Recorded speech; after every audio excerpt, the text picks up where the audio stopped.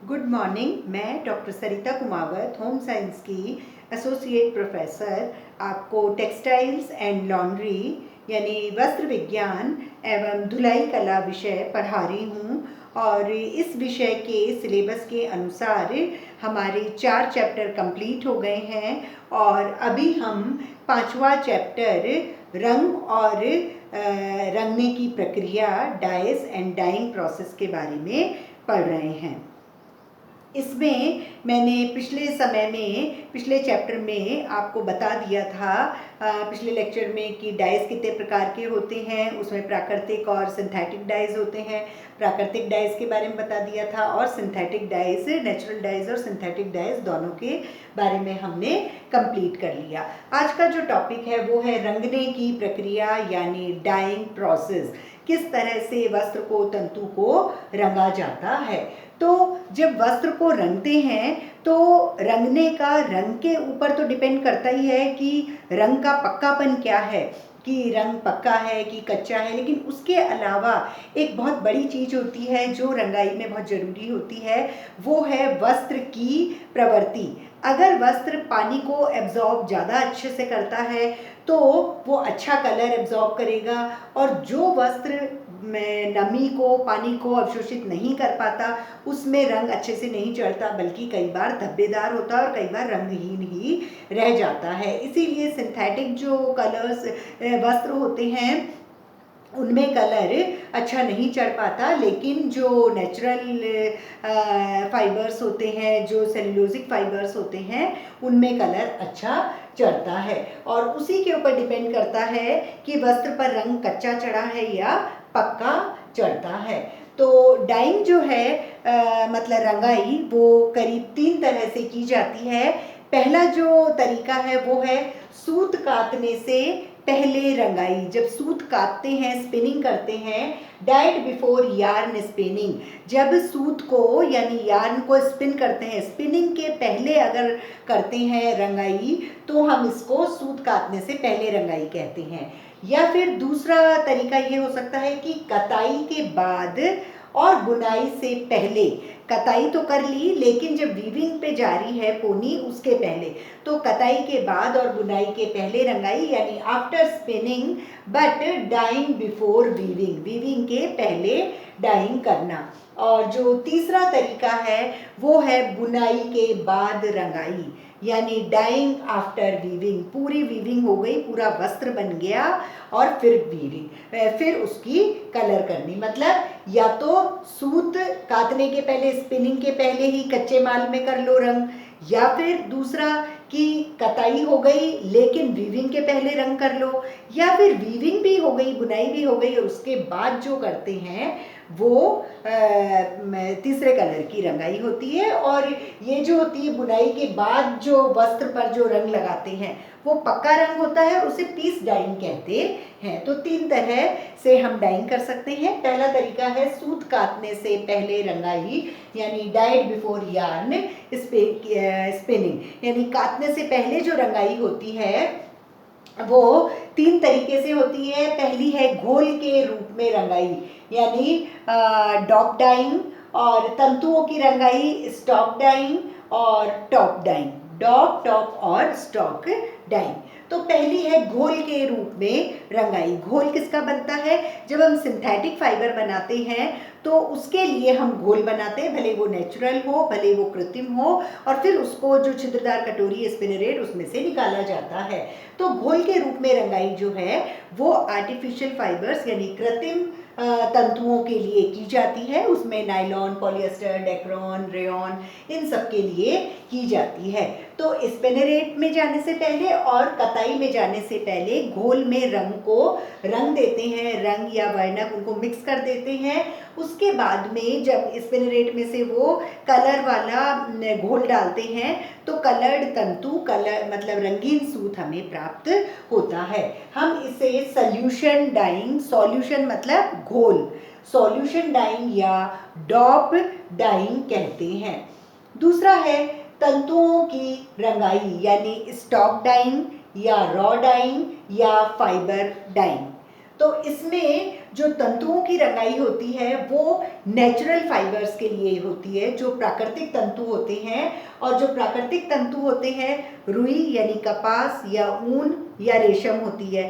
तो जो बिल्कुल रॉ रूप में होते हैं, कच्ची सामग्री के रूप में होते हैं, जो भी प्राकृतिक तंतुओं से पहले जो स्टेज होती है, जैसे कपास का तंतु बनेगा उससे पहले रुई है, और सिल्क का तंतु बनेगा उससे पहले सिल्क का जो रॉ मटेरियल है या फिर ऊन का रॉ मटेरियल है। तो ये जो है, इनको जो रॉ मटेरियल है, कच्ची सामग्री, उसको रंग के घोल में डाल देते हैं। रंग के घोल में डालने के बाद में कताई होती है, तो फिर वो रंग जो है वो तंतुओं में अच्छा प्रवेश हो जाता है। लेकिन ये बहुत ही खर्चीली एक प्रोसेस है, इसलिए इसको थोड़ा कम करते हैं, इसको कम यूज़ करते हैं। तीसरी जो रंगाई है वो टॉप डाइंग यानी टॉप रंगाई। टॉप रंगाई जो है स्पेशली ऊनी धागों के लिए की जाती है, और ऊनी धागों में भी वस्टेड फाइबर्स, जो मतलब लंबे लंबे तंतु होते हैं जिनसे कि जेंट्स के सूट बनाए जाते हैं। तो वस्टेड वूल के लिए स्पेशली ये टॉप डाइंग की जाती है। पहले कंघी कर ली जाती है, कॉम्बिंग, फिर लंबे लंबे जो तंतु होते हैं उनकी एक लच्छी बना ली जाती है। उस लच्छी को डंडे पर टांग लिया जाता है, और फिर उन लच्छियों को घोल में डुबो देते हैं, और डुबो के थोड़ा रखते हैं और फिर निकाल देते हैं। तो ये टॉप रंगाई, टॉप डाइंग होती है। तो ये है सूत काटने से पहले top dyeing and stop dyeing. अब जो दूसरा तरीका है डाइंग का, वो है कताई के बाद लेकिन बुनाई के पहले। इसमें हम सूत की कताई कर देते हैं, जो भी सूत हमारा बन रहा है, और उसके बाद में लच्छियाँ बना लेते हैं। लच्छियाँ बनाने के बाद में डंडे पर टांग के और रंग के घोल में उसको डुबोते हैं, और रंग के घोल में डुबोने के बाद जब निकालते हैं तो वो कलर्ड धागा निकलता है। या फिर हम एक छड़ी होती है, ऐसे हॉलो मतलब पोली छड़ी होती है जिसमें छेद होते हैं, उस पर जो ये सूत होते हैं उनका पैकेज बना लिया जाता है। पैकेज बनाने के बाद में उसमें रंग डालते हैं, तो अंदर से जो छेद है, हॉलो एक नली है, तो अंदर से भी तंतु रंगते हैं और बाहर से भी रंग जाते हैं। तो इस तरह से छड़ी पर भी रंग सकते हैं और डंडे पर टांग कर भी रंगते हैं। फिर तीसरी तरह का जो तरीका है वो है बुनाई के बाद रंगाई यानी डाइंग आफ्टर वीविंग। तो वीविंग के बाद जो रंगाई होती है, मतलब बुनाई के बाद जो वस्त्र बन जाता है, जो उसको रंगते हैं, उसे हम पीस डाइंग कहते हैं। और पीस डाइंग जो होती है उसमें थोड़ी लागत भी कम आती है, क्योंकि कपड़े की रंगाई होती है, उसको हम थोड़े दिन रख के और फैशन के अनुसार भी रंग, जो भी फैशन में उन दिनों चल रहा है तो वो भी हम कर सकते हैं। और ये जो बुनाई के बाद रंगाई होती है ये करीब 6 तरीके की होती है: jig dyeing, pad dyeing, reel dyeing, continuous machine dyeing, cross dyeing and union dyeing. तो पहला है जिग रंगाई, जिग डाइंग। जिग डाइंग में एक बड़ा बर्तन होता है, उसमें रंग का घोल होता है, और घोल के अंदर 2 रोलर होते हैं, 2 रोलर ऊपर होते हैं, और 4 रोलर्स के माध्यम से वस्त्र को निकाला जाता है, अंदर बाहर जाता है और वो वस्त्र रंग जाता है। ये वाले जो जिग रंगाई है वो एसीटेट फाइबर्स पे, रेयॉन फाइबर्स पे, नायलॉन पे, इन सब पे बहुत अच्छी तरीके से रंग चढ़ता है, बहुत ही कम लागत में, कम टाइम पर, और बहुत सारे शेड्स बनाए जाते हैं जिग रंगाई से। दूसरी है पैड रंगाई, पैड डाइंग। पैड डाइंग में आप जैसे चित्र देख रहे हैं, चौड़े मुंह का एक टब होता है, टब में रंग का घोल होता है, और उसके ऊपर रोलर्स होते हैं, नीचे रोलर्स होते हैं। फिर वस्त्र को अंदर डाला जाता है, और फिर रंग करके जब ये ऊपर जाता है तो एक्स्ट्रा रंग निचुड़ जाता है, निचुड़ के और जो एक्स्ट्रा रंग है वो यहीं आ जाएगा, फिर वापस आएगा, जहाँ कम रंग लगा हुआ है वापस रंग लग जाएगा, और फिर वापस निचुड़ के और बाहर निकल जाएगा। तो एक्स्ट्रा रंग भी इसी में रहता है और कलर भी बहुत अच्छा चढ़ता है। तो ये कम खर्च में बहुत अच्छी रंगाई होती है पैड रंगाई।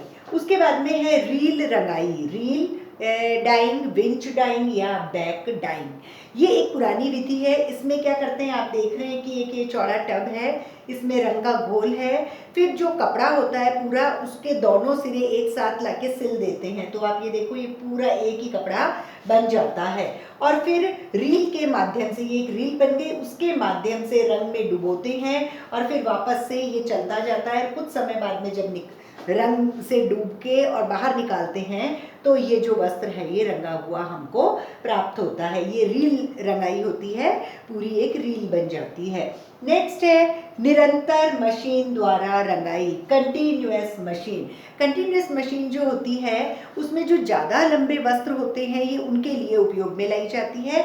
इसमें क्या करते हैं कि मशीन में बहुत सारे टब होते हैं, अलग अलग टब में अलग अलग रोलर्स लगे हुए होते हैं और रोलर्स के अलावा उनमें अलग अलग वर्क होते हैं। जैसे एक टब में वस्त्र को भिगोया जाता है, दूसरे में रंगा जाता है, फिर रंगने के बाद की जो प्रक्रिया है वापस से एक में तीसरे में धोया जाता है, फिर निचोड़ा जाता है।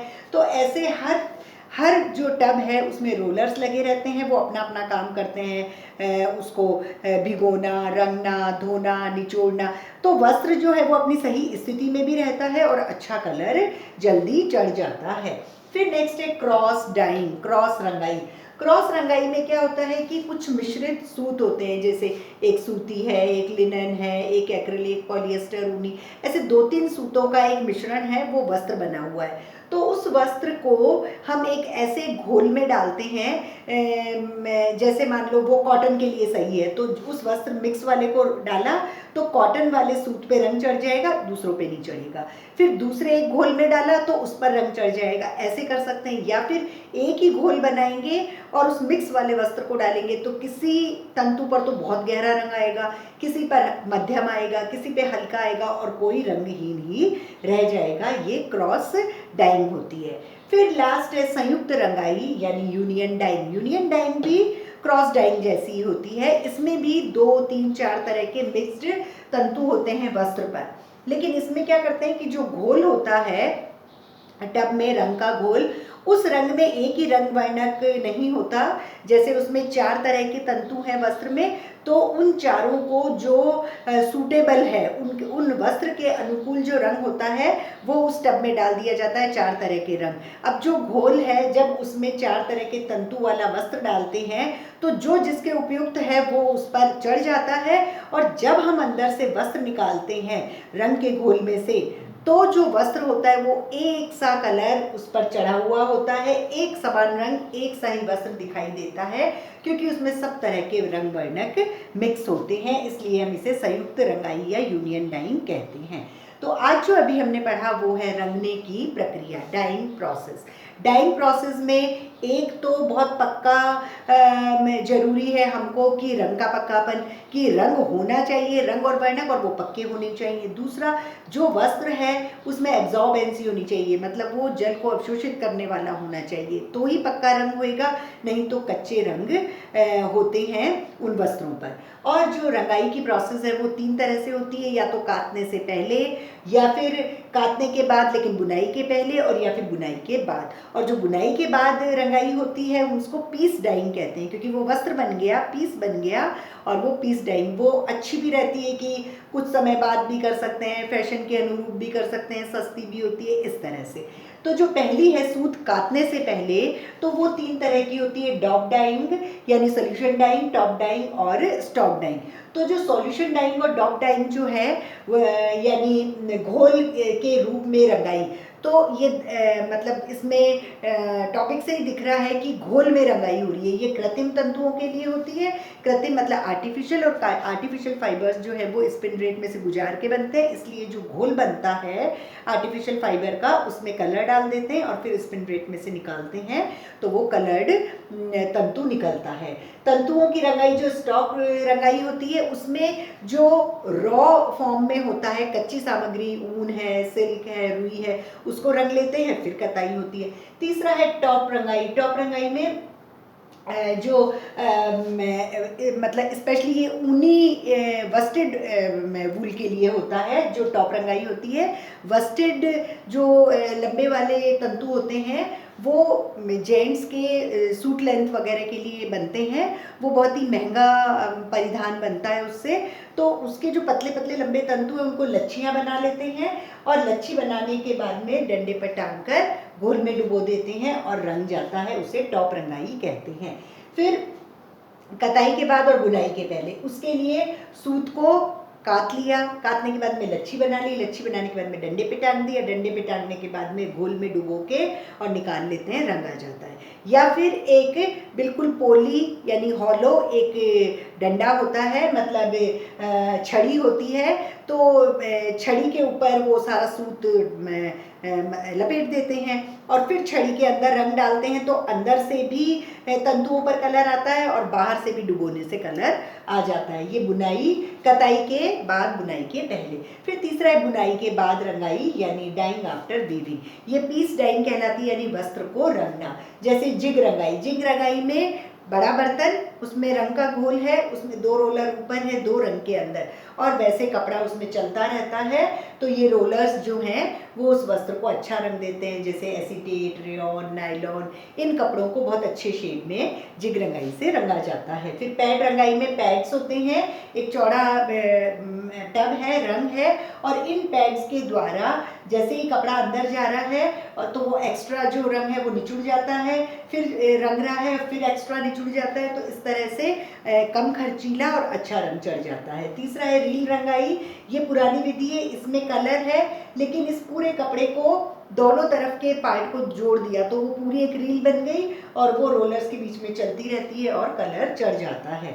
निरंतर मशीन द्वारा रंगाई, कंटिन्यूस मशीन में बहुत सारे टब होते हैं, अलग अलग टब में अलग अलग रोलर्स हैं और सब में अलग अलग काम होता है। जैसे पहले वस्त्र को भिगोना है तो उसमें पानी होता है, फिर रंग होता है, फिर धोना होता है, फिर निचोड़ना होता है, ऐसे एक एक काम होता रहता है और वस्त्र अपनी सही स्थिति में अच्छे कलर में आ जाता है। फिर क्रॉस रंगाई में 2-3 तरह के मिक्स्ड तंतु हैं एक फैब्रिक पे, तो उस फैब्रिक को अगर एक कलर में डाला जाए तो एक तंतु गहरा रंग का होता है, एक मध्यम, एक हल्का, एक रंगहीन रह जाता है, तो इस तरह से क्रॉस डाइंग हो जाती है। या फिर हम दूसरे रंग में डालेंगे तो फिर एक और पे रंग चढ़ेगा। और ऐसे ही संयुक्त रंगाई, यूनियन डाइंग होती है, इसमें भी 3-4 तरह के तंतु होते हैं एक फैब्रिक पे, एक वस्त्र पे, तो उस वस्त्र को जब रंग के घोल में डालते हैं तो उस घोल में भी 4 तरह के रंग होते हैं, जो चारों तंतु हैं उनके उपयुक्त रंग उसमें डाल देते हैं।